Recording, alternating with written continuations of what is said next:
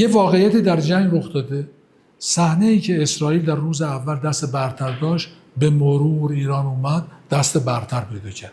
اینا اومدن داخل ایران و با یک عملیاتی در شورای امنیت و بحث ترور رهبری و امکانات عملیات روانی دیگه به هم بریزن، نشد.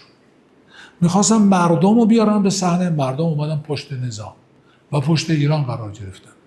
یعنی مثل کسی که توی شطرنج کیش و مات شده، الان داره میخوان بگن ما یه عملیاتی کردیم ایران رو هسته‌ایش رو بین بردیم، دیگه بیا تمومش کنیم. حالا ایران باید بیاد تموم کنه. تا به حال میگفتن اسرائیل تموم نمیکنه، حالا میگه ایران باید تموم کنه. اینجا دیگه موقعی است که دیگه اسرائیل داره دست پا میزنه. حالا امریکا باید دستشو بگیره. این عملیات زدن فردو و نتنز و در واقع اصفهان که اینقدر جست گرفت، این فقط یه تعبیر خصوصی فیس سیوینگ بود براشون، برای اینکه بگن جنگو دیگه ایران تموم کن دیگه. خودشون میدونن چیکار کردن.